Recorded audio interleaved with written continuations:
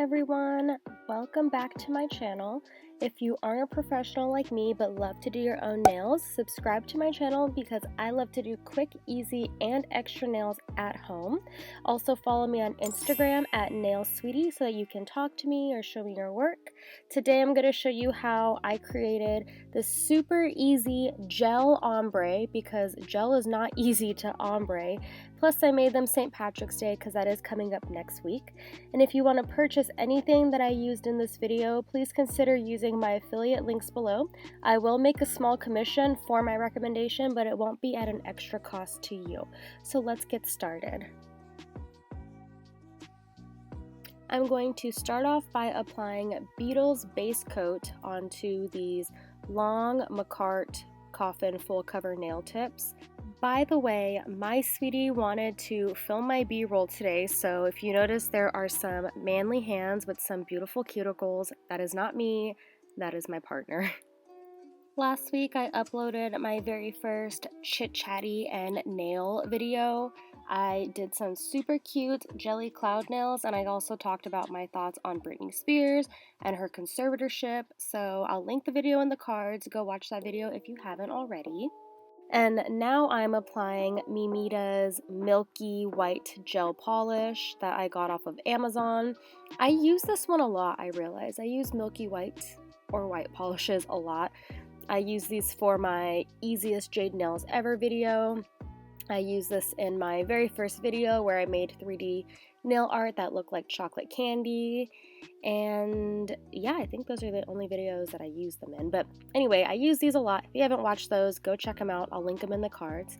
I put 2 coats because 1 coat is nice, but 2 coats is really opaque.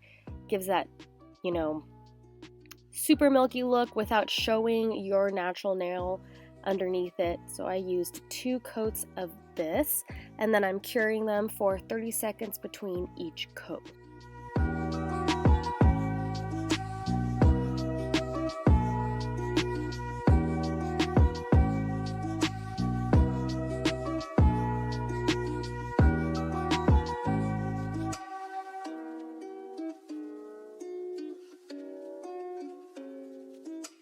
So like I mentioned earlier, gel polish is kind of hard to ombre. It's not hard, but it's just really inconvenient. If you use the brush method, it's just painting several coats of 2 different colors and then blending them with this brush over and over again. And if you're using like 3 different colors, it's even more work. It's not hard, but just really inconvenient. It takes a long time. This method I love a lot more because it's obviously fast and it's just so much easier. I love it. So I'm using a makeup sponge that I bought from Walmart. I think you can get them from the dollar store too. And I'm applying LeChat Spearmint on the tip of the nail and then blending it down with that sponge. I blended it kind of to the smile line area, so it's kind of like a French or baby boomer ombre. And then I'm flash curing it for 10 seconds. The polish is super sheer, so you don't need to do a full 30-second cure. Well, maybe you might have to depending on the brand, but with this one I found that a 10-second cure was fine. And then I'm applying another bit of the LeChat Spearmint on the tip and then blending it down, just not as far as the other one, so that it has that nice gradient effect from super sheer to opaque as you get closer to the tip. I don't know if it's super opaque, but it just gets darker. It's an ombre. Okay, so yeah, now I'm applying that 3rd coat right there, and I'm blending it down, just as you can tell, not as far down as the other 2 coats that I did earlier. And I just love how this turned out. I remember being told like a long time ago that you can't really ombre with a sponge with gel, but as you can see, I'm doing it. You can do it. I know it works better with regular polish, but clearly it works just as fine with gel polish too. Now I'm applying IBDs All That Glitter on the entire nail. I've used this color or this polish in the past. I used it in my Tokidoki Donatella video and also my second video, my beginner friendly, that black jelly transfer foil video. I love this polish. The glitters are just so cute and simple. Love it. But as I've mentioned in my previous videos, oh my god, this thumb just did not want to stay on. But like I mentioned in my previous videos, the way the glitter disperses along the nail, it's kind of wonky. So I just go over the nails that need more glitter after I cure it. And if it doesn't need extra glitter, I leave it alone. But I paint a coat, cure it, and then see what needs more glitter, and then I cure that. And now I'm applying my favorite top coat by Kupa GelfFinity that I've used in all of my other videos. If you watch my videos, you should know that this one's my favorite. Yeah, just painting a nice, even coat onto all the nails and then curing it for 60 seconds, not 30, just to be safe. And on top of these nails, I'm going to be using Bling and like sculpture gel, so this is it. Like, this is the only time I'm applying top coat. I guess if you wanted to do it at the end, you could, but I didn't because it looked fine.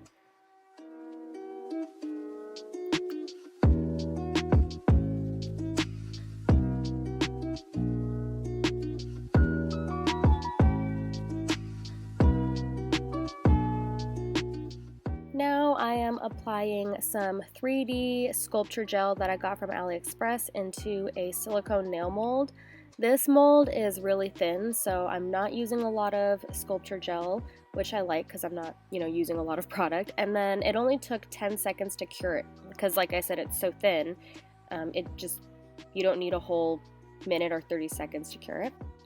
Now I am using Zoolay's Bling adhesive and a rhinestone picker to apply the clovers.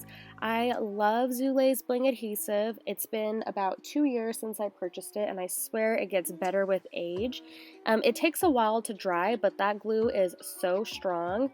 And when I first got it, it would take maybe like 5, maybe sometimes even 10 minutes. Like, I remember it took forever to dry, which I didn't mind because I could, it gave me time to move the stones around where I wanted them to be.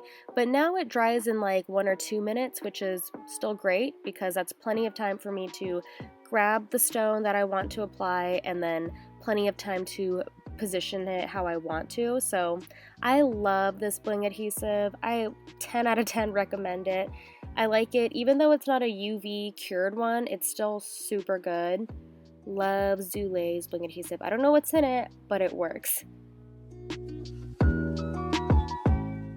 I got a new camera and I like it more than my other one because it doesn't overheat as quickly. So that makes my life a lot easier. I'm hoping that my videos and the quality of my videos improve with each and every video. It's part of the learning process, but yeah, just wanted to keep you all updated that I got a new camera, and I did link it in the description box. I know it's discontinued, but there's a newer model that you can use, but I really like this older one that I got. Also, 10 out of 10 recommend.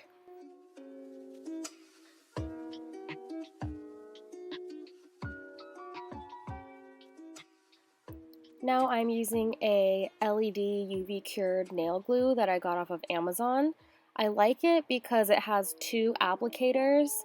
One part is a brush, and which is really helpful especially for these 3D pieces because you can fill the gaps between the nail and the 3D charm, and that will help prevent like hair or fabric or something getting caught to it. And then the other applicator is a little dropper tool, which I also love because you can use it to go around the perimeter of any stones. It's really thin, and that helps keep the stone in place. Or you could also use it to cure like little caviar beads, which I also use in this video.